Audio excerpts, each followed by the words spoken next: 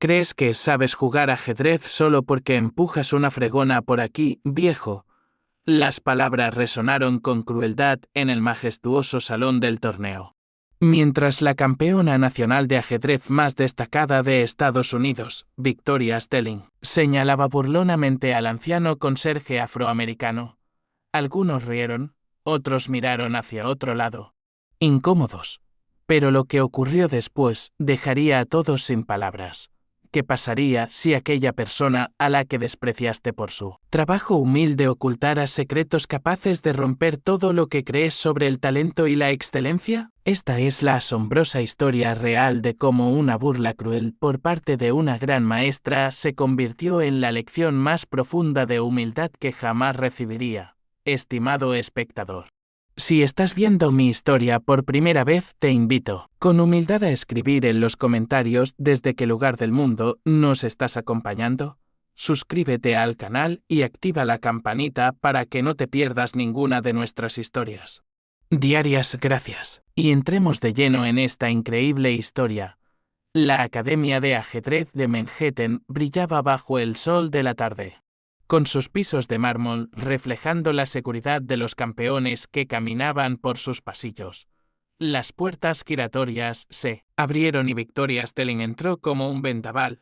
Sus tacones de diseñador resonaban rítmicamente contra el mármol impecable. A sus 39 años, era la niña dorada del ajedrez americano. Su cabello rubio, con distinguidas vetas de gris, enmarcaba un rostro que adornaba portadas de revistas y contratos de patrocinio por millones.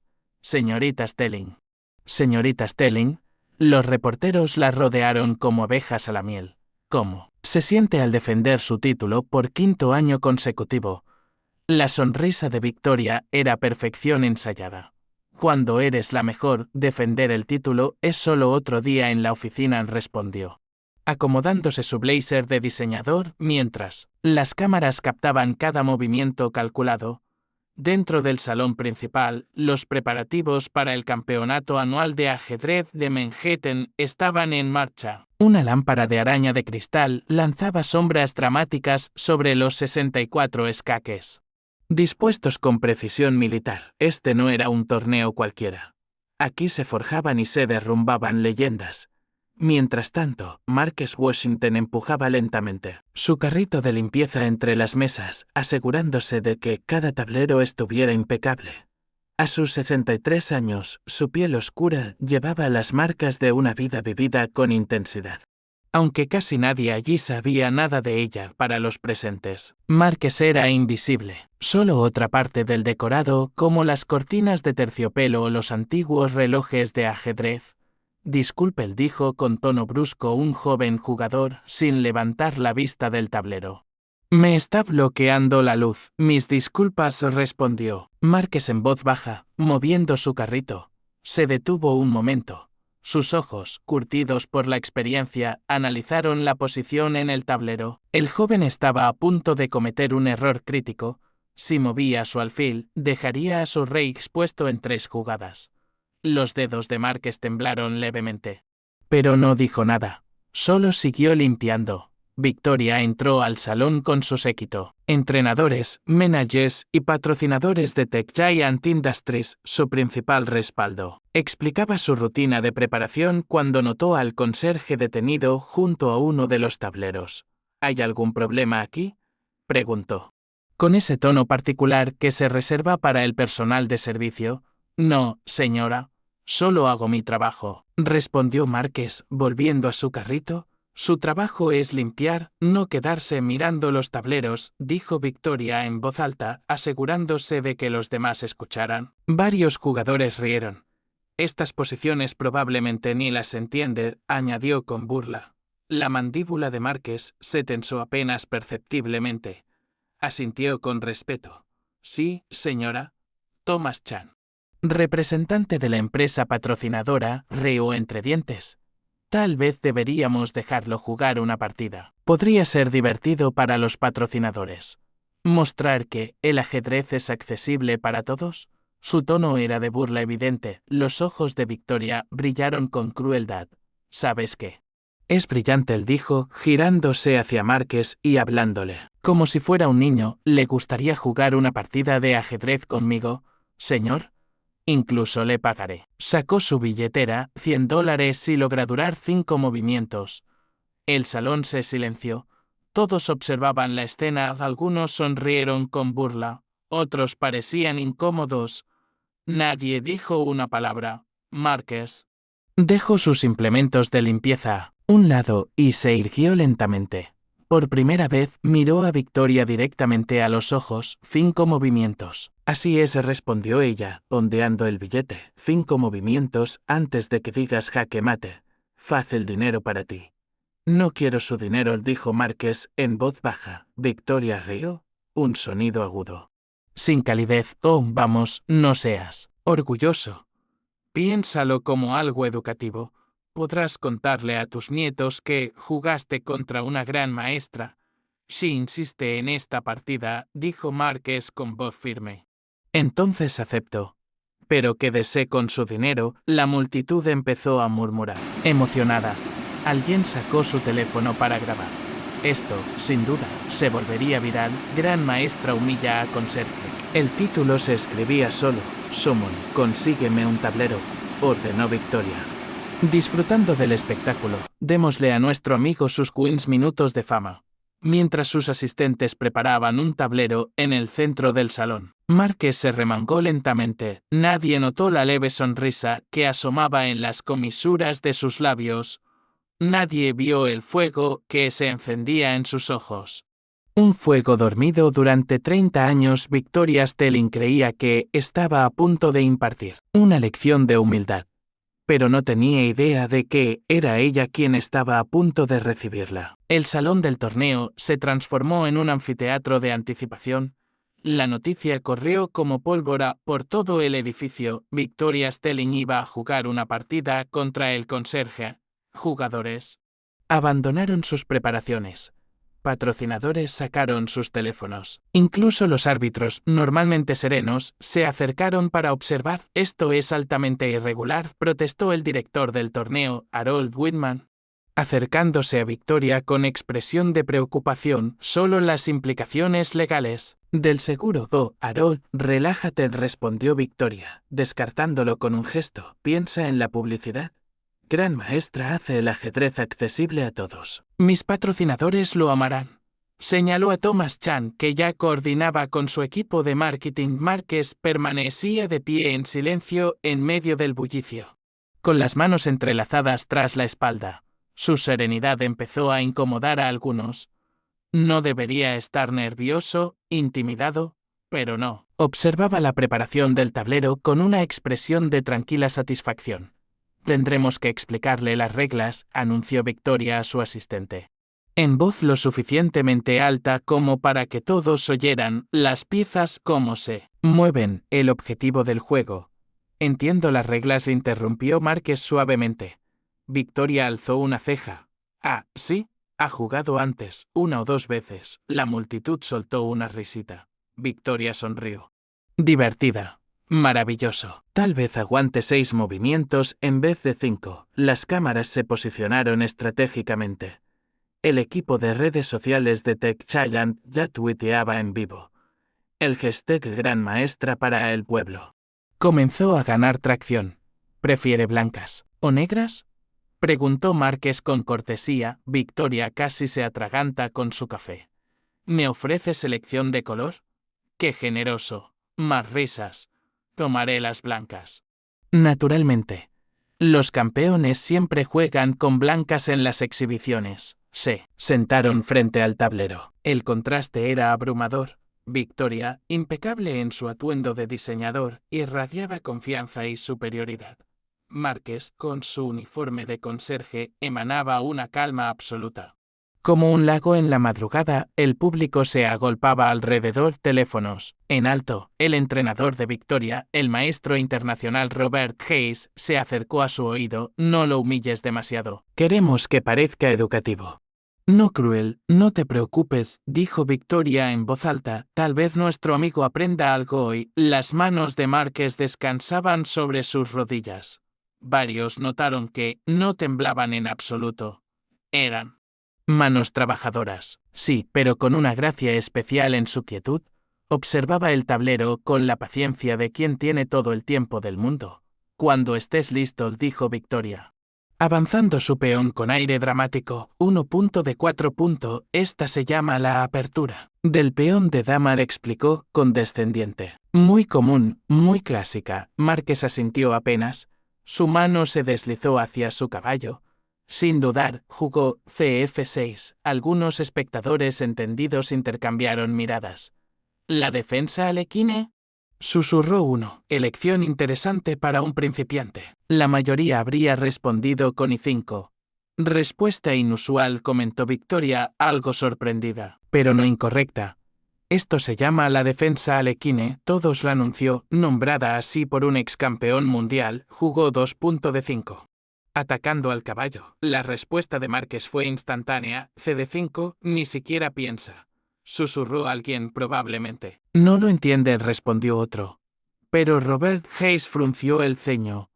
Las jugadas eran demasiado rápidas, demasiado seguras. La forma en que Márquez colocaba las piezas, firmemente, con cuidado. En el centro exacto del escaque, no eran movimientos de un aficionado. Victoria siguió con 3. Márquez respondió con I6. Luego vino una danza de caballos, CC3 a B4. E2. Cada movimiento de Márquez revelaba un conocimiento silencioso, profundo, interesante, murmuró Victoria. Nuestro amigo parece tener cierta familiaridad con la teoría de aperturas. Márquez no dijo nada. Sus ojos oscuros seguían clavados en el tablero. Victoria desarrolló su alfil de 3. Márquez respondió con C5, atacando su centro del público seguía creciendo. Incluso jugadores de la sección de maestros se acercaban. El esperado espectáculo de humillación no se estaba materializando, en su lugar se desplegaba un medio juego complejo. Casi poético, la posición está igualada, susurró alguien con incredulidad. Thomas Chan bajó su teléfono. Esto no iba según lo planeado. El equipo de marketing intercambiaba miradas nerviosas. Victoria tardaba más en mover. Las explicaciones condescendientes habían desaparecido. Estudiaba el tablero con concentración genuina. Sus uñas, perfectamente arregladas, golpeaban la mesa. Un gesto nervioso que creía haber superado hacía años. Márquez avanzó su peón a F6. Una jugada que a un aficionado le parecería un error, pero que abría líneas de ataque contra el rey de Victoria. Su preparación era sutil, paciente, como una serpiente envolviendo lentamente a su presa. Esto está durando demasiado, murmuró alguien en la multitud, pero nadie apartaba la mirada. Victoria levantó la vista por primera vez desde que comenzó la partida, y realmente miró a Márquez. Su rostro no mostraba emoción alguna, pero en sus ojos había algo. Más conocimiento, comprensión, y algo más profundo aún, hambre. El aire acondicionado hacía que las hojas de anotación crujieran suavemente. El murmullo del público se apagó. Se sentía que algo insólito estaba ocurriendo. Victoria Stelling, 5 veces campeona nacional, esperaba un cordero para el sacrificio. En cambio, estaba frente a un lobo. El medio juego emergía como una fotografía revelándose en el laboratorio. Al principio borroso, y luego, con una claridad asombrosa, Victoria se encontraba en una posición que no había anticipado. Estaba pensando de verdad contra un hombre al que había considerado invisible. Márquez movió su alfil a G4, clavando el caballo de Victoria contra su dama. El movimiento fue tan preciso y sereno como todos los anteriores. Su mano, curtida por años de trabajo físico, colocó la pieza en el centro exacto del escaque. Eso es bastante bueno, susurró alguien entre el público. Victoria había planeado usar esta partida para enseñar principios básicos. Quizá mostrar un jaque mate clásico en su lugar. Estaba calculando variantes con urgencia, como si jugara contra un igual o contra alguien superior. Rompió la clavada con A2, una respuesta sólida. Márquez no dudó, CD5. Centralizando su caballo con ganancia de tiempo, el público se había sumido en un silencio intenso. El bullicio inicial, la risa burlona, los susurros condescendientes, habían desaparecido. Lo que ahora reinaba era el respeto. Silencio de ajedrez serio. Varios jugadores titulados empujaron discretamente para conseguir una mejor vista. Mira la posición de sus manos, murmuró un maestro anciano. Perfecta. ¿Cómo? Petrosyan Victoria no oyó el comentario. Su mundo se había reducido a 64 escaques. Jugó CF3 desarrollando con naturalidad, pero gotas de sudor brillaban en su frente a pesar del aire acondicionado. Esto no debía estar ocurriendo. Él debía haber cometido un error infantil ya. Uno de esos que ella pudiera corregir ante las cámaras. Pero en vez de eso, él enrocó largo, una jugada agresiva, ambiciosa, planeada con visión de futuro. Robert, su entrenador, se adelantó involuntariamente. Empezó a decir alguien, silencio, dijo Victoria de forma cortante, para luego arrepentirse al instante. Forzó una sonrisa, perdón. Estoy concentrada en que esto sea instructivo. Pero no había nada de instructivo en lo que estaba ocurriendo. Márquez lanzó un ataque por el flanco de rey con H5. Luego G5. Cada empuje de peón era como un martillo golpeando clavos en un ataúd. Victoria estaba a la defensiva, sus piezas enredadas, su rey expuesto a pesar de estar enrocado. Esto es imposible, murmuró Thomas Chan a su asistente. Es un conserje. Revisamos su historial. Márquez Washington. 8 años trabajando aquí. Sin rating. Sin historial en torneos, señor, susurró su asistente, mostrándole su móvil con urgencia. Mide este comentario en la transmisión en vivo. Alguien dice que le recuerda a un jugador de Detroit, alguien apodado. No ahora, espetó Chan, sobre el tablero. La posición se había transformado en una obra de arte violenta. Márquez sacrificó un caballo con CXF2. Un suspiro colectivo recorrió la sala. Victoria se quedó mirando el tablero. Calculaba frenéticamente. Si tomaba el caballo, seguiría dama H4 más. Y su rey sería arrastrado al centro del tablero. Si no lo tomaba, su mano temblaba sobre el rey. 30 segundos.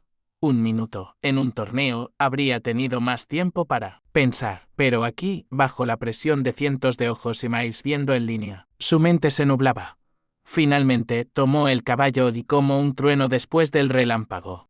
La dama de Márquez se deslizó a H4 más. Jaque, el rey de Victoria tropezó hasta I2.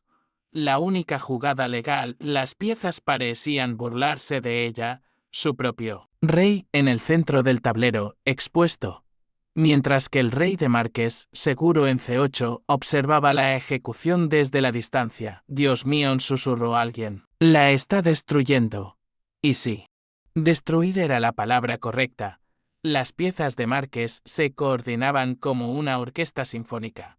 Las torres se apoderaban de las columnas abiertas, los alfiles cortaban diagonales a través de la posición de Victoria como bisturís sobre carne viva. Robert Hayes sacó su teléfono, escribiendo frenéticamente.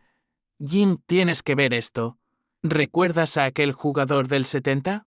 El que, pero su mensaje fue interrumpido por un nuevo suspiro del público. Márquez acababa de jugar una torre tranquila a la tercera fila. No era una jugada espectacular, pero apretaba la soga. Victoria apenas podía pensar. Piensa, se dijo a sí misma, eres una gran maestra. 5 veces campeona nacional. No puedes perder contra, pero las palabras murieron en su mente. Los títulos no importaban a las piezas de madera. A ellas no les importaban los trofeos, ni los patrocinios, ni las entrevistas. Jugó Re3, obligando a su rey a seguir avanzando. Cualquier otra jugada perdía al instante. Y entonces Márquez alzó la vista del tablero por primera vez desde que empezó la partida. Sus ojos se encontraron con los de Victoria, y en ellos no había burla, no había arrogancia, solo un profundo y eterno amor por el ajedrez. Es su turno, dijo en voz baja. Las primeras palabras que pronunciaba desde que aceptó el desafío, la mano de Victoria temblaba cuando se extendió para mover a su alrededor. La multitud contenía el aliento, los teléfonos quedaron olvidados.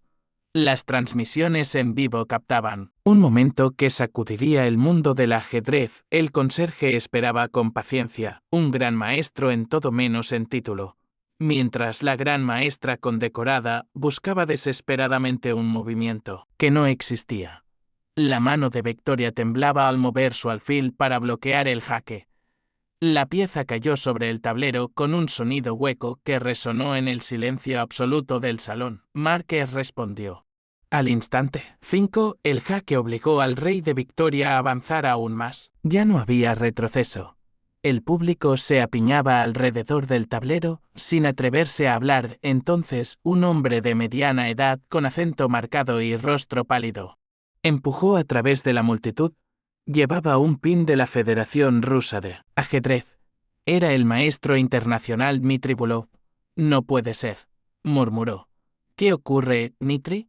Preguntó alguien, pero Bulov no respondía, solo observaba a Márquez fijamente, como si viera un fantasma. Estudiaba sus movimientos, su ritmo, la precisión con la que colocaba cada pieza. He visto esto antes. Victoria, ajena al murmullo detrás de ella, se concentraba en una posición que ya sabía perdida. Cada movimiento que hacía solo empeoraba su situación. Las piezas de Márquez giraban en torno a su rey como lobos hambrientos. Jaque, dijo Márquez con calma. Dama G3 más Victoria movió su rey a C2. Sin más opciones, ella lo sabía. El público lo sabía. Todos lo sabían. La partida estaba perdida, pero algo, tal vez el orgullo o el respeto, le impedía rendirse. Entre el público, una carcajada nerviosa resonó. No se reían de Márquez. Se reían del absurdo de la situación. El diablo de Detroit, susurró Bulov lo suficientemente alto para que lo escucharan. Así lo llamaban. Apareció de la nada en los años 70. Ganó todo torneo en el que participó. Jugador callejero convertido en fenómeno. ¿Estás bromeando? Preguntó Robert Hayes, su rostro blanco como el papel, una leyenda urbana. El jugador invicto que desapareció, leyenda, repitió Bulov.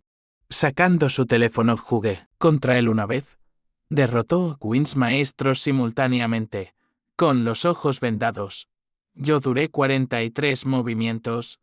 Nadie más pasó de 30. Sobre el tablero, Márquez jugó torre C1%. Otra jugada precisa. El rey de Victoria huyó a B3 como un refugiado, empujado de casilla en casilla. Cualquier jugador competente podía ver el patrón, no era suerte. Era maestría. Muéstrales, ordenó Bulov, abriendo una base de datos antigua. Enséñales quiénes, nombres, torneos.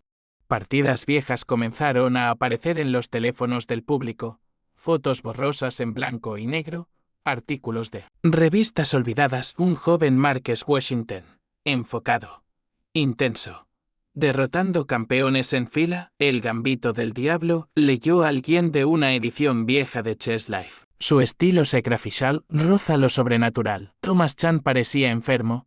Su equipo de marketing había dejado de grabar el contenido viral, se había convertido en una humillación pública. Victoria intentó generar contraataque con dama F5, pero Márquez apenas miró antes de responder. Dama 4. ¿Por qué dejó de jugar? Preguntó alguien a Bulov. Si era tan bueno.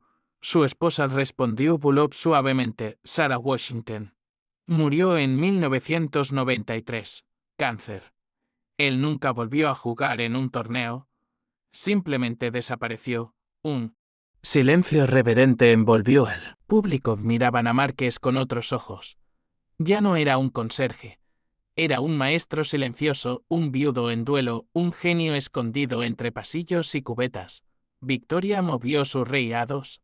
Acorralado en la esquina, sus piezas dispersas, sin coordinación. Las de Márquez, una orquesta perfecta. 30 años, murmuró Robert Hayes. Asombrado, 30 años sin jugar seriamente, y le está haciendo esto a una gran maestra actual. El ajedrez no olvida, dijo Bulov, y los verdaderos jugadores tampoco. Victoria levantó la vista y por primera vez vio a Márquez, vio las arrugas que contaban historias. Las manos que empuñaban trapeadores también habían empuñado reinas. Alfiles y torres con una elegancia que hacía llorar a los maestros. Tú sabías, dijo ella en voz baja. Cuando te reté, sabías lo que iba a pasar. Tú insististe, respondió Márquez sin rencor. Los teléfonos vibraban sin parar. El mundo del ajedrez explotaba en redes sociales, foros, retransmisiones. Análisis. Todos querían saber cómo terminó el diablo de Detroit limpiando pisos en Manhattan. Hacker, anunció Márquez, moviendo su torre a C2. El rey de Victoria se arrastró a 1. Completamente arrinconado, no tenía piezas que lo defendieran, ninguna táctica que la salvara. La mujer, que ofreció $100 por durar 5 jugadas, estaba a punto de perder en menos de 30.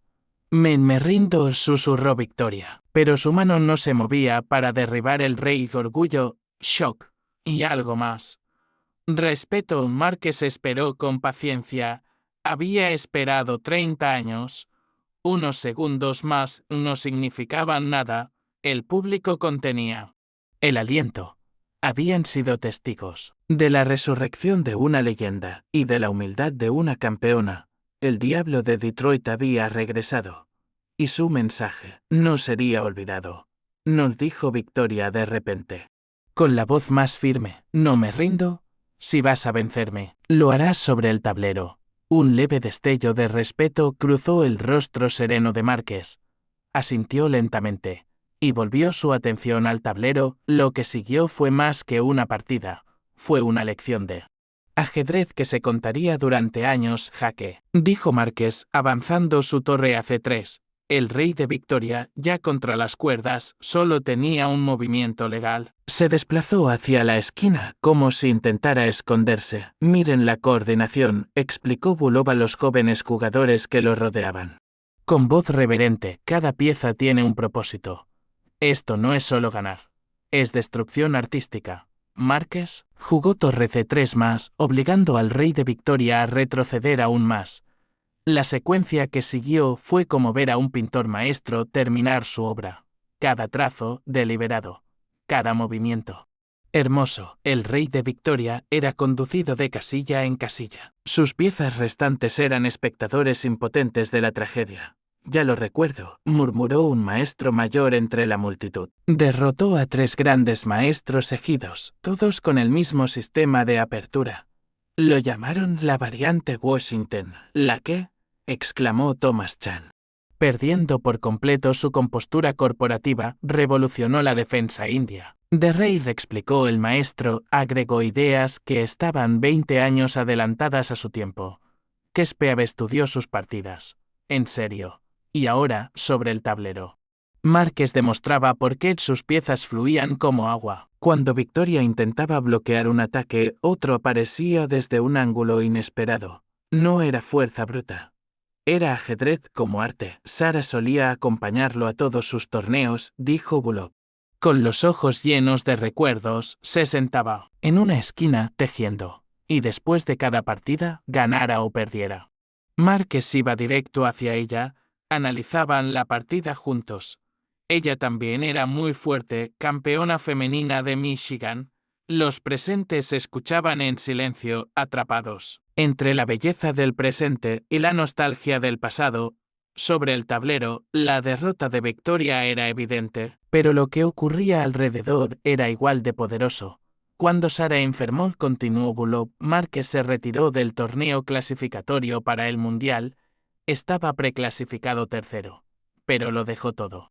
Dijo que había cosas que importaban, más que el ajedrez. Márquez jugó dama B3 más, jaque otra vez. Victoria movió su rey a C4, única jugada legal. Sus movimientos eran mecánicos ahora. Jugaba por respeto, no por esperanza. Lo dejaba terminar lo que había empezado. Después de que ella murió, él simplemente desapareció, agregó Bulov. Con voz quebrada, algunos decían que se había mudado a Nueva York, pero nadie lo sabía con certeza. ¿Por qué?, preguntó alguien. ¿Por qué trabajar como conserje, pudiendo ser entrenador, maestro? Tal vez, dijo Robert Hayes en voz baja. Quería estar cerca del ajedrez, sin estar en él. El duelo hace cosas extrañas con las personas. Al oír la palabra duelo, Márquez alzó la vista brevemente en sus ojos. Había un dolor tan profundo que varios espectadores bajaron la mirada, incómodos. Pero luego volvió a enfocarse en el tablero. Torre a uno más, anunció Márquez. Otro jaque, el rey de Victoria.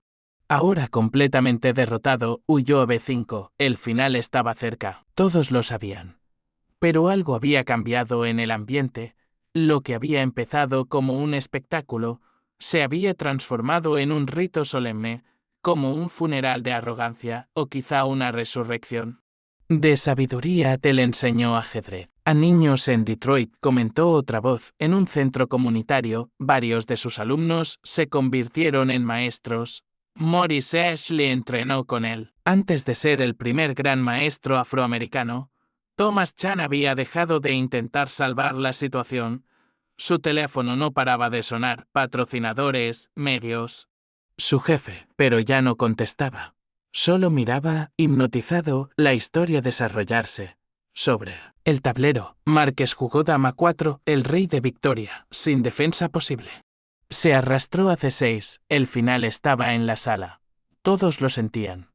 Sus piezas restantes, una torre y un alfil, eran dolientes en un funeral. Mate en 4, susurró. Alguien no. En 3 le corrigió otro. Márquez jugó dama C5%. Victoria intentó resistir.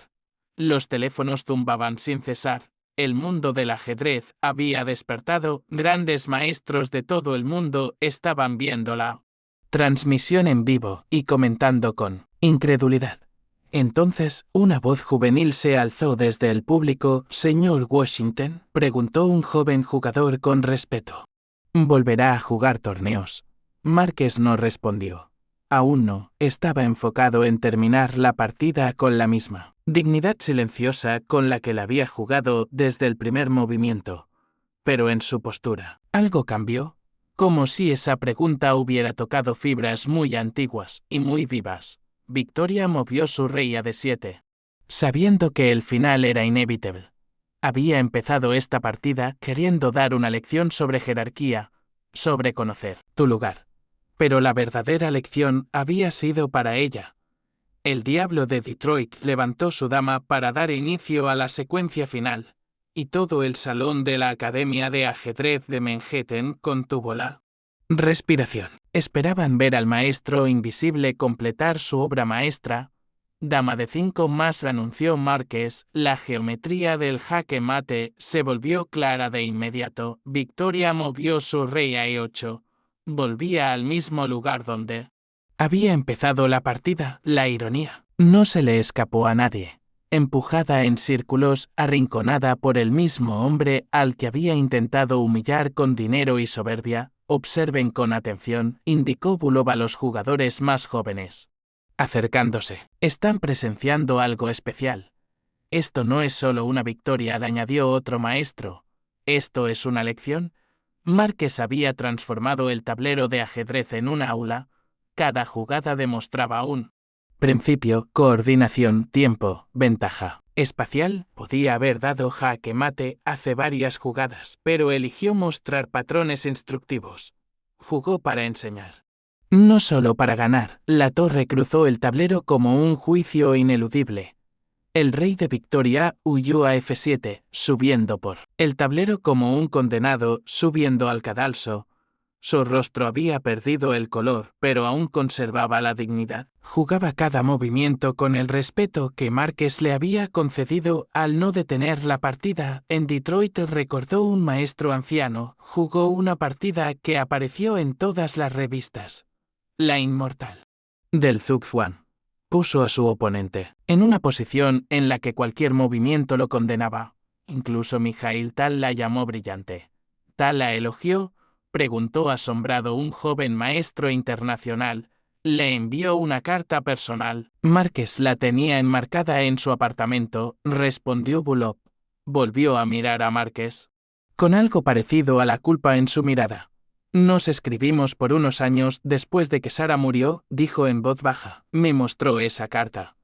Estaba orgulloso y triste.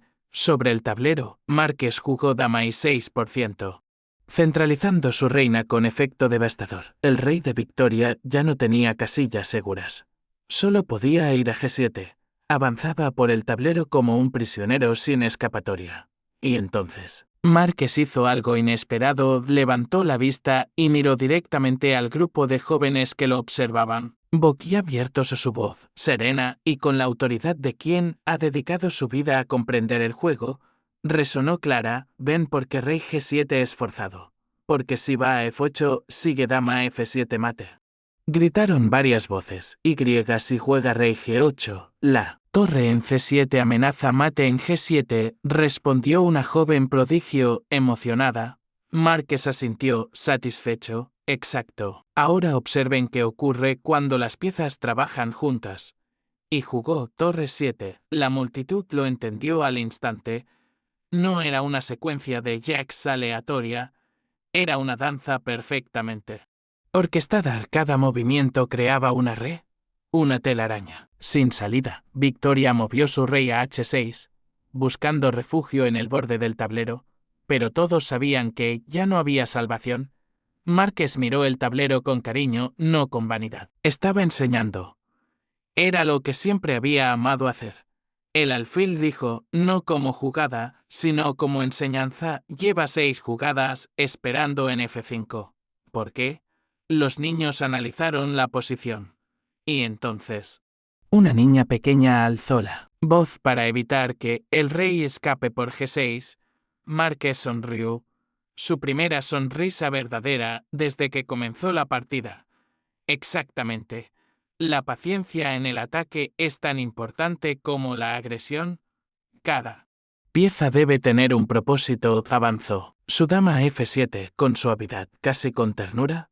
Ahora la posición era una obra de arte, cada pieza perfectamente colocada. Victoria lo supo. No solo estaba perdiendo. Estaba presenciando una comprensión del ajedrez que trascendía el ego y los trofeos. Pudiste haber ganado 10 jugadas atrás, dijo ella en voz baja. Ganar. Nunca fue el punto, respondió Márquez. El público absorbió esas palabras en silencio. Un hombre que había sido ridiculizado, convertido en ejemplo. Un conserje, convertido en maestro de una generación. Mate en 2. Susurró alguien, no, corrigió Márquez suavemente. Mate en 1. Después de cualquier jugada. Era verdad. El rey de Victoria, en H6, estaba atrapado. Cualquier jugada que hiciera permitiría dama G7 mate Zug Juan perfecto. En el ajedrez como en la vida, dijo Márquez. Alzando la mirada hacia todos los presentes, las posiciones más poderosas suelen parecer tranquilas. El control no viene del ruido, sino del entendimiento. No de los títulos, sino del conocimiento. Miró directamente a Victoria y ella, por primera vez, bajó la vista. Esta posición, continuó Márquez, fue alcanzada por Steinitz contra Blackburn en 1876. Yo solo les estoy mostrando algo hermoso, que ya existía. El ajedrez no le pertenece a nadie, le pertenece a todos. Los teléfonos captaron cada palabra.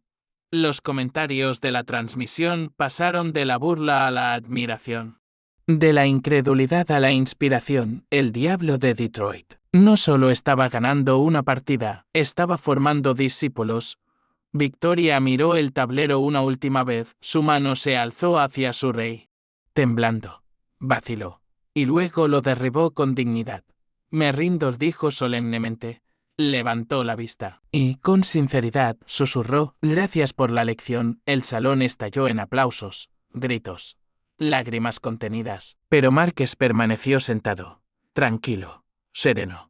Mientras todos celebraban, él, simplemente, comenzó a recolocar las piezas en su posición inicial. Sus manos, las mismas que empuñaban el trapeador día tras día, tocaban cada pieza con el mismo cuidado que un músico afina su instrumento, como si les rindiera respeto. No importaba su color ni su forma. Todas eran dignas. Victoria seguía sentada frente a él. Su rey blanco, caído sobre su lado, parecía un pequeño monumento al orgullo vencido. Durante un largo instante, ninguno de los dos se movió, hasta que una voz joven rompió el silencio. señor Washington? Era Anna Chan, la hija de Thomas. Apenas tenía 13 años, pero ya poseía un rating de 2000. Nos analizaría la partida. Marques la miró. Luego miró a los rostros expectantes a su alrededor. Los mismos que antes lo ignoraban, que se burlaban, que lo despreciaban. Ahora, en sus ojos había algo nuevo de hambre de aprender. Traigan sus tableros, dijo. Simplemente lo que siguió fue el post-mortem más extraordinario en la historia de la academia. Jugadores de todas las edades corrieron a instalar tableros. Victoria se levantó despacio. Marques también. Sus huesos crujieron al estirarse tras tanto tiempo sentado. Pero su espalda se mantuvo erguida. Firme caminó entre los estudiantes con la calma de un maestro antiguo. La apertura comenzó, su voz clara, pausada. La señorita Stelling jugó el peón de dama. Una apertura clásica. Pero clásica no significa mejor. Solo significa probada. ¿Y por qué elegí la defensa alequine? ¿Porque es provocadora?, aventuró un alumno. Más profundo, respondió Marques. En el ajedrez, como en la vida, cuando alguien cree que es superior, suele sobreextenderse. La alequine invita a las blancas a perseguir al caballo, a ocupar espacio. Pero ¿qué ocurre cuando tomas demasiado? Creas debilidades, dijo Victoria suavemente. Seguía junto al tablero mural con los ojos bajos. Todavía procesando lo ocurrido, empujé demasiado. Demasiado rápido. Marques asintió. El ajedrez refleja el carácter. Un jugador arrogante hace movimientos arrogantes. Avanzó a través de la partida, explicando cada decisión, cada instante. Donde la marea cambió, el público crecía. Casi todos los presentes en el edificio se habían reunido alrededor. Movimiento Queens, dijo, colocando las piezas en una posición clave. La señorita Stelling jugó alfil de 3. Jugadores fuertes. ¿Qué jugarían ustedes aquí? Manos se alzaron por todo el salón. Sugerencias, ideas, teoría. Marques escuchó cada una con atención. Todas razonables, respondió. Pero yo jugué F6. Un murmullo recorrió la sala. ¿Por qué atacar el centro cuando estás detrás? ¿En desarrollo?, preguntó uno. Victoria entrecerró los ojos. Su mente repasaba los momentos como si los viviera de nuevo. Porque no estaba detrás, dijo lentamente. Estabas tendiéndome una trampa. Si capturaba en F6, se abría la columna G y mi rey se volvía vulnerable. Marques sonrió, aprobando. ¿Ahora estás viendo? El ajedrez no se trata de lo que es, sino de lo que será. No solo hay que ver el tablero, sino el tablero del futuro. Durante 30 minutos. Transformó el salón principal de la academia en una clase viviente. Grandes maestros tomaban notas, niños hacían preguntas que Marques respondía con paciencia y profundidad. Mostró variantes, explicó momentos psicológicos. Demostró cómo el ajedrez era arte y guerra al mismo tiempo. Al cabo de un rato, el director del torneo, Harold Whitman, se acercó con timidez. Señor Washington, ¿consideraría enseñar aquí? Podríamos ofrecerle. Tengo trabajo, respondió Marques con tranquilidad. Yo limpio. Es un trabajo honesto, pero su talento, mi talento no desaparece cuando empujo una fregona, le interrumpió Marques. Tampoco será dus cuando vacío la basura. Demasiadas personas creen que la dignidad viene de lo que haces, en vez de cómo lo haces. Volvió al tablero mural y mostró la posición final. La señorita Stelling tuvo el valor de jugar hasta el final. En ajedrez, rendirse es aceptable cuando la posición es desesperada. Pero ella me hizo probarlo. Eso es la marca de una verdadera competidora. Victoria se puso de pie. Y por primera vez desde que había entrado a ese edificio. Parecía insegura. Señor Washington, le debo una disculpa. Lo que hice, intentando humillarlo, fue inexcusable. Marques la observó por un largo momento. Las disculpas son palabras, dijo finalmente. El cambio es acción. Sí, quiere enmendarse, aprenda de esto. Y la próxima vez que vea a alguien con un uniforme de servicio, recuerde que no conoce su historia. El silencio fue absoluto. Cada palabra se clavaba en el alma de Los presentes una cosa más le agregó. Márquez, mirando a toda la sala, el ajedrez es llamado el juego de reyes, pero le pertenece a todos. Jugadores callejeros de clubes. Grandes maestros, todos servimos a los mismos 64 escaques. Nunca dejes que nadie te diga que no perteneces aquí. Y comenzó a caminar hacia su carrito de limpieza. La multitud se abrió, como el mar rojo, pero antes de que pudiera alcanzarlo, Anna Chan corrió al frente. «Espere», gritó, «¿volverá a jugar torneos?»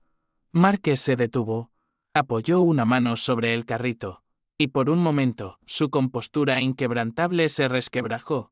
Vieron algo más profundo, 30 años de dolor, de ausencia de una vida vivida en las sombras de la pérdida. No lo sé, respondió con honestidad. Por ahora, tengo pisos que limpiar. Y mientras se alejaba, el aplauso fue espontáneo, un estruendo unánime. Pero Márquez no se giró. Había dicho lo que necesitaba decir. Había enseñado lo que debía enseñar. Detrás de él, Victoria Stelling permanecía entre los restos de su orgullo. Y comprendía, lentamente, que lo que había recibido era mucho más valioso que una lección de ajedrez. Había recibido un espejo, y su reflejo la acompañaría por el resto de su vida. La puerta de mantenimiento aún no se había cerrado por completo. Detrás de Márquez, cuando el salón estalló en caos, los teléfonos sonaban sin parar, las redes sociales explotaban. Los sitios de ajedrez colapsaron por la cantidad de tráfico. Es la historia, dijo Harold Whitman con voz seca. Tenemos que controlar esta narrativa, exigió Thomas Chan, acorralando a Whitman.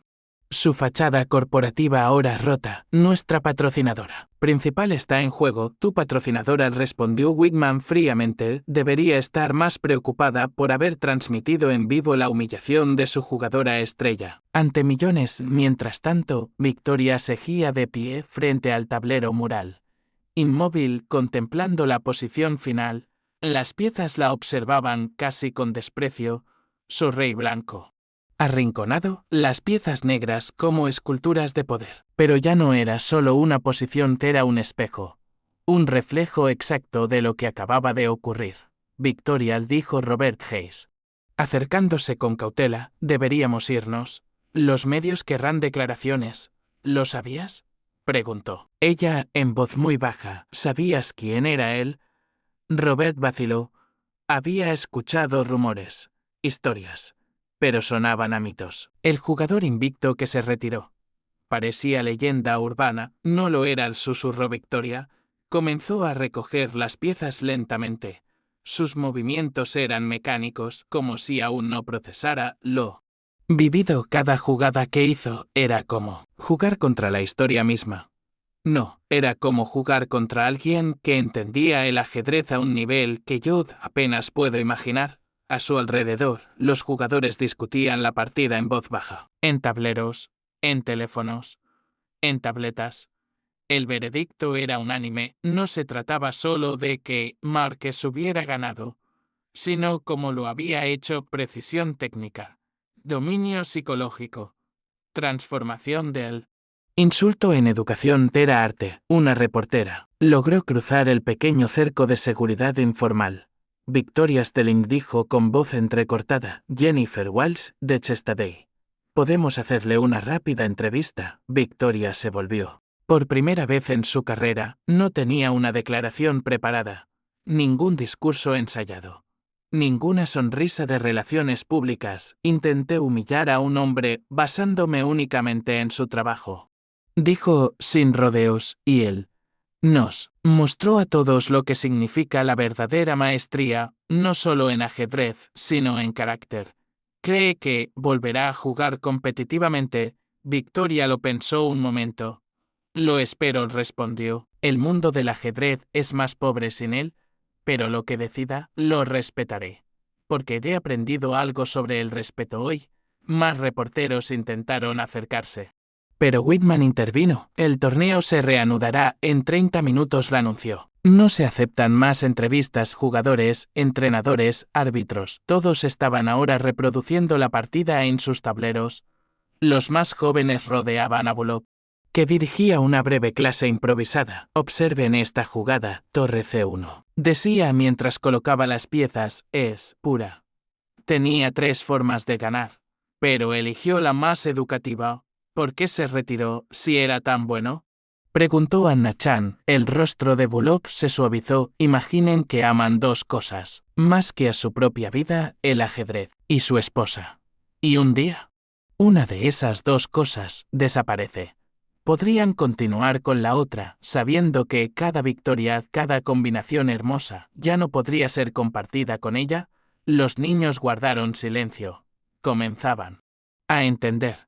Mientras tanto, 3 pisos arriba, Marques Washington limpiaba con método la sala de conferencias ejecutiva. Su teléfono, un modelo antiguo de tapa, vibraba constantemente en su bolsillo. La ignoraba, tenía un trapo en la mano, y la mesa de caoba frente a él reflejaba su imagen, un hombre mayor con uniforme de conserje. Solo con sus pensamientos, alguien tocó la puerta. Adelante, él dijo sin dejar de limpiar. Entró Harold Whitman, cerrando la puerta con cuidado. Marques, tenía que encontrarte. Mi turno termina a las 6, respondió Marques. Sin mirar, tendré todo listo antes de la siguiente ronda. No estoy aquí por eso. Whitman se sentó. Algo que jamás había hecho en presencia de Marques. El mundo del ajedrez está perdiendo la cabeza. Eres tendencia mundial. ¿Qué Speap tuiteó sobre tu partida? Marques siguió limpiando. La pregunta de esa niña sobre volver a jugar. He estado pensándolo. Su voz bajó. Sara amaba el ajedrez. Le encantaba verme jugar. Decía que yo era poesía en movimiento. Sonrió. Por primera vez, una sonrisa real. Aunque con tristeza. Pero cuando se enfermó, el ajedrez dejó de importar. ¿Cómo podía preocuparme por controlar casillas, si no podía controlar su cáncer? Whitman permaneció en silencio. Dejó que Marques hablara. Después de que murió, no pude volver a ver un tablero sin verla a ella, sentada en la esquina, tejiendo. Sonriendo cuando encontraba una buena jugada. Así que me alejé. Vine aquí porque estar cerca del ajedrez, sin jugarlo, era como estar cerca de ella sin ahogarme en el dolor. Finalmente, Marques alzó la vista. Esa joven de hoy, Miss Stalin, me recordó por qué solía enseñar. No por los jugadores fuertes, sino por los que necesitaban aprender humildad, perspectiva. Sara siempre decía que mi don no era solo jugar, sino enseñar a ver el ajedrez como se debe ver. ¿Entonces volverás a jugar?, preguntó Whitman. Lo pensaré, dijo Marques, pero por ahora tengo trabajo. Los pisos no se limpian solos. Whitman se levantó. Caminó hacia la puerta. Se detuvo. Marques, tenerte aquí, aunque sea como conserje, ha sido un honor. No lo sabíamos. Cuando se fue, Marques se quedó en la sala. Pero por primera vez en 30 años. El peso que cargaba se sentía un poco más liviano. Había recordado algo que Sara siempre le decía: tu don no es para conservarlo, Marques, es para compartirlo. ¿El diablo de Detroit no estaba listo para volver a competir? No todavía. Pero tal vez, solo tal vez, estaba listo para enseñar otra vez. Habían pasado 6 meses desde el día que sacudió los cimientos del ajedrez mundial. El video de Marques Washington derrotando a Victoria Stelling había superado los 50 millones de reproducciones, dando lugar a cientos de análisis, artículos y debates sobre el talento oculto, los prejuicios y el valor del respeto. Pero en el sótano del centro comunitario de Brownsville, nada de eso importaba. Caballo a F6, la anunció con orgullo Jamal, de 8 años, ejecutando el movimiento con precisión. Muy bien, dijo Marques desde el frente del salón. Pero dime por qué. Porque ataca el peón D4 y desarrollo mi pieza, recitó Jamal con una sonrisa, y mantengo opciones abiertas para enrocarme por el flanco rey o dama. Marques asintió. Complacido. El salón estaba lleno de niños, 40 alumnos donde 6 meses atrás no había ninguno. La noticia se había esparcido como fuego por el vecindario. El diablo de Detroit enseñaba ajedrez, y lo hacía gratis. Y esa tarde llegó alguien más, Victoria Stelling, pero no era la misma mujer de antes. Nada de ropa de diseñador. Nada de maquillaje impecable. Vestía jeans sencillos y una camiseta del club de ajedrez. El cabello recogido en una cola de caballo práctica. Sostenía una caja de cartón con ambas manos. Dentro había tableros nuevos, de madera. Los niños la reconocieron al instante. Ella, la del video. Márquez también la vio, señorita Stelling, dijo, reconociéndola con una inclinación leve.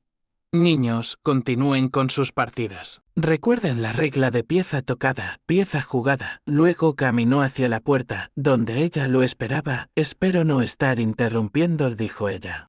Algo nerviosa, traje algunos tableros nuevos. Estos chicos merecen algo mejor que esos de plástico gastados. Márquez abrió la caja. Tableros de madera de torneo, costosos, hermosos. Es generoso. Por favor, lo interrumpió Victoria. No es caridad. Es matrícula. Márquez la miró en silencio. He estado enseñando en una escuela en Queens como voluntaria, continuó. Pero me gustaría ayudar aquí también, si me aceptas. Márquez la estudió con atención. La arrogancia que antes definía a Victoria había desaparecido. Había en ella algo más callado, más real. ¿Puedes enseñar sin hablar de tus títulos?, preguntó. ¿Sin mencionar tu rating o tus victorias? No los menciono hace meses, respondió Victoria. He aprendido que los títulos no significan nada si no puedes explicar a un niño de 7 años por qué una clavada es mejor que un ataque doble. Un destello de sonrisa cruzó el rostro de Márquez. Entonces has aprendido más de lo que pensaba. Entraron al salón. Los niños estaban concentrados en sus tableros. Algunos discutían jugadas. Otros peleaban por si un peón podía moverse 2 casillas desde el medio del tablero. Caos hermoso. Pero con alegría pura y verdadera. Niños, anunció Márquez. Esta es la señorita Victoria.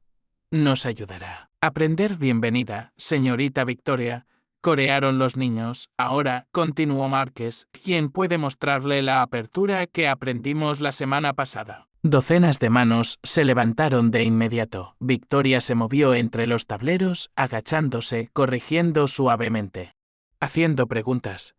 Escuchaba. No presumía. Márquez la observó. Notó cómo elogiaba el esfuerzo, no solo el resultado. ¿Cómo? No hablaba para demostrar, sino para conectar. Ella es diferente, dijo Jamal, apareciendo a su lado. Era mala en ese video, pero ahora es buena.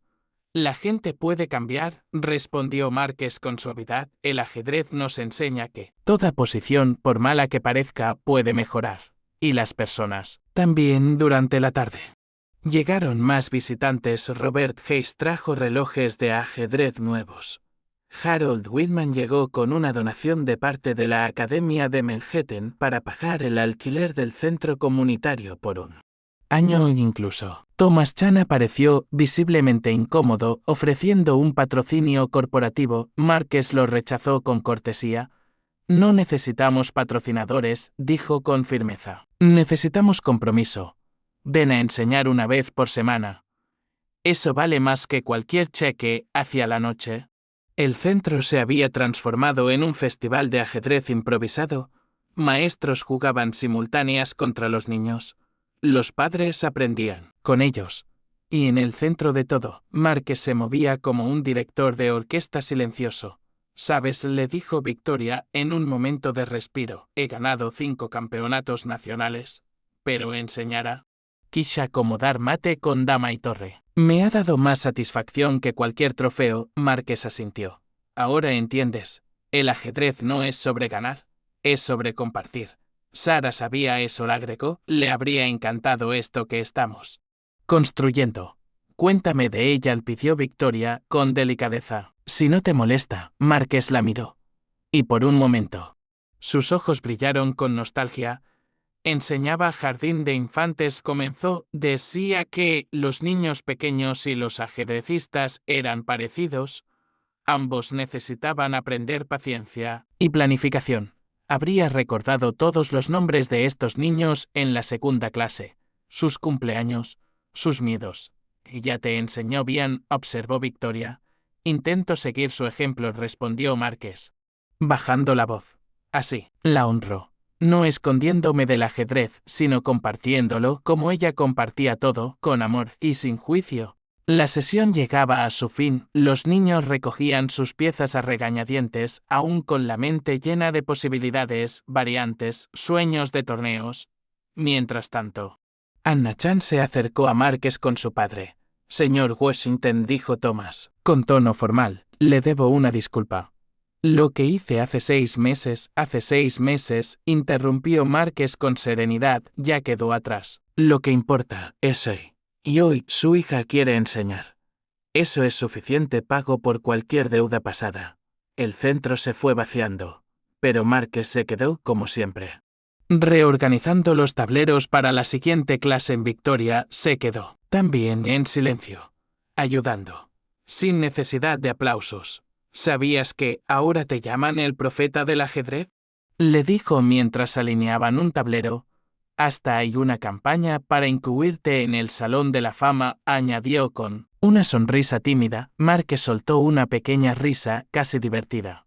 Yo solo enseño a los niños cómo se mueve cada pieza. Lo demás son cosas que el ajedrez enseña por sí solo. Victoria lo miró. Luego, con tono sincero, preguntó, ¿volverás a competir? Márquez lo pensó por un momento. Luego negó suavemente con la cabeza. No. Ahora estoy construyendo algo mejor, jugadores que superarán todo lo que yo alguna vez logré. Ese es mi nuevo juego. Y en ese todos pueden ganar. Apagaron las luces, cerraron con llave. Y en algún rincón del vecindario, 40 niños soñaban con ajedrez, sus mentes navegaban entre casillas, reinas sacrificadas, caballos invisibles. Y planes profundos sembrados por un maestro silencioso que nunca necesitó un título para ser grande un año después. La Academia de Ajedrez de Manhattan celebró su primer torneo juvenil memorial Sarah Washington. Fue la única condición que Márquez impuso cuando propusieron honrarlo a él. No me den el nombre. Denle el nombre de ella. El salón del torneo vibraba con energía. 300 niños de los 5 distritos de Nueva York llenaban cada mesa. Entrada gratuita. Material incluido. Comidas servidas. Todos los niños del programa de Márquez estaban. ¿Allí te estás nervioso?, le preguntó Victoria a Jamal, que ocupaba el primer tablero en la categoría SOP10. El señor Washington dice que estar nervioso significa que te importa, respondió Jamal, colocando con cuidado sus piezas, y que cuando te importan mejoras. Victoria sonrió. En el último año había encontrado más gozo enseñando a esos niños que en toda su carrera profesional. Incluso había rechazado 2 torneos internacionales para no faltar a clase los sábados. ¿Miss Stelling?, le preguntó un reportero. ¿Podemos hacerle una breve entrevista sobre su participación? Hoy no soy Miss Stelling, dijo con suavidad. Hoy solo soy una entrenadora. Hablen con los niños. Al otro lado del salón, Márquez observaba desde el fondo, con su uniforme de siempre. Se había negado a usar ropa formal. Seguía siendo empleado. No invitado de honor, pero todos sabían la verdad. Ese torneo era suyo. 30 segundos, lo anunció el árbitro jefe. Márquez se colocó contra la pared para mirar sin intervenir. Ese momento era de ellos, no suyo.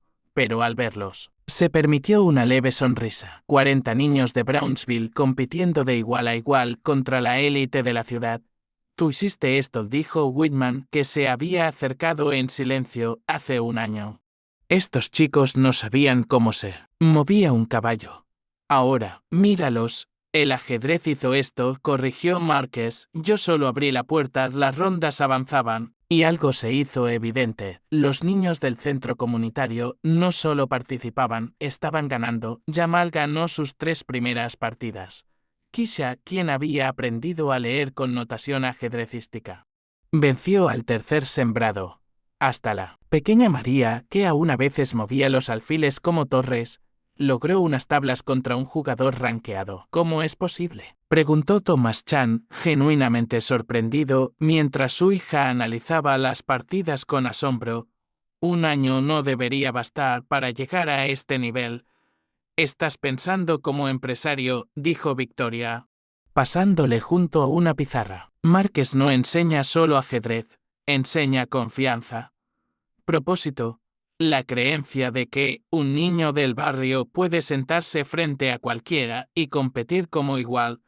Una vez que creen eso, el ajedrez es lo de menos. Durante la pausa del almuerzo, ocurrió algo inesperado. Una mujer mayor entró al salón, caminando lento, pero con decisión. Llevaba un vestido sencillo y un álbum de fotos gastado. Disculpe, le dijo a un voluntario, busco a Márquez Washington. En minutos, el rumor se esparció, y Márquez caminaba hacia ella, confundido, hasta que la reconoció. Dorothy dijo con voz temblorosa. Hola, Márquez, respondió ella con calidez, espero que no te moleste. Escuché lo que estás haciendo aquí y pensé que a Sara le habría encantado verlo. Se abrazaron. Dos personas unidas por amor, pérdida y un legado. El salón se quedó en silencio. Ella estaría tan orgullosa, dijo Dorothy, en voz lo suficientemente alta para que todos escucharan. Sara siempre decía que volverías. Que tu don era demasiado grande para permanecer oculto. Abrió el álbum. Fotos antiguas de Márquez y Sara.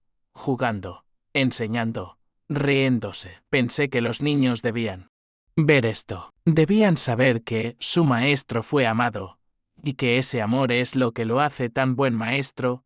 Los ojos de Márquez se llenaron de lágrimas, pero no lloró, solo asintió.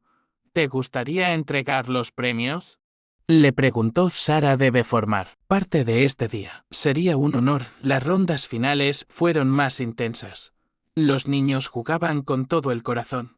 Y cuando se anunciaron los resultados, el Centro Comunitario de Brownsville colocó niños en el podio de todas las categorías. Jamal ganó el campeonato SV10, Kisha quedó segunda en SV8, y María ganó su última partida con un mate en la última fila que provocó una ovación.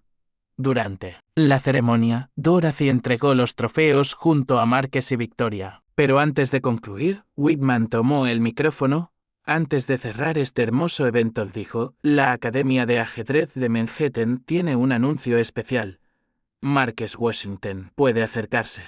Por favor, Márquez negó con la cabeza, pero los niños lo empujaron suavemente hasta el frente. Whitman abrió una caja de madera. Por votación unánime del consejo anunció: otorgamos a Márquez Washington el título de Gran Maestro Honorario y Profesor Vitalicio de la Academia, con acceso total a todos los recursos, para siempre, para usted y sus estudiantes. El salón estalló en aplausos. Dentro de la caja, una pieza de rey dorada, grabada con la frase, la verdadera maestría no se mide por las victorias, sino por cuánto elevas a los demás. Márquez aceptó el micrófono con humildad. Los títulos, comenzó, nunca me importaron mucho. Pero este lo acepto. No por mí, sino por ellos. Señaló a los niños porque significa que siempre tendrán un lugar donde aprender, crecer y ser mejores que nosotros. Respiró hondo. Hace un año, en este mismo salón, alguien intentó humillarme porque empujo una fregona. Pero ese momento nos trajo hasta aquí. Dedicó una mirada a Victoria. La señorita Stelling nos mostró ese día lo que ocurre cuando olvidamos que todos tienen valor. Pero también nos mostró algo más. Que las personas pueden cambiar. Pueden crecer. Pueden convertirse en maestras en vez de jueces. Estoy orgulloso de llamarla mi asistente y mi amiga. Victoria se secó los ojos, sin importar quién la viera. Sara decía que cada niño contiene posibilidades infinitas. Nuestra tarea es ayudarlos a verlas. Así que, a cada niño aquí presente, no eres de dónde vienes, eres hacia dónde vas. Y en el ajedrez, como en la vida, cada jugada hacia adelante es una victoria. Bajó del escenario entre aplausos atronadores. Los niños lo rodearon. Su maestro, su mentor, la prueba viviente de que la grandeza puede venir en cualquier forma. De esa noche, cuando el salón se vació, Márquez volvió a su closet de mantenimiento. Recogió su carrito. Pero allí lo esperaba Victoria, con un tablero preparado. ¿Una partida?, preguntó ella. Se sentaron frente a frente, el maestro y la alumna, que también se convirtió en maestra. en un rincón olvidado de la academia. Jugaron al ajedrez, no anotaron la partida. No contaron los puntos, porque algunas victorias no se miden en checkmates.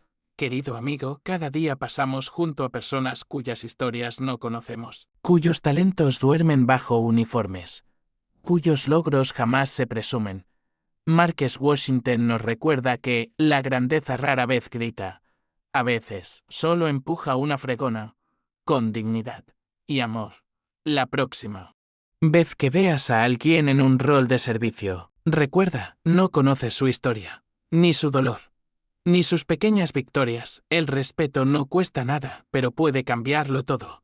Si esta historia tocó tu corazón, suscríbete al canal. Compártela con otros y ayúdanos a celebrar lo extraordinario en lo ordinario, porque todos merecen dignidad, y cualquiera puede ser maestro si somos lo bastante humildes para aprender.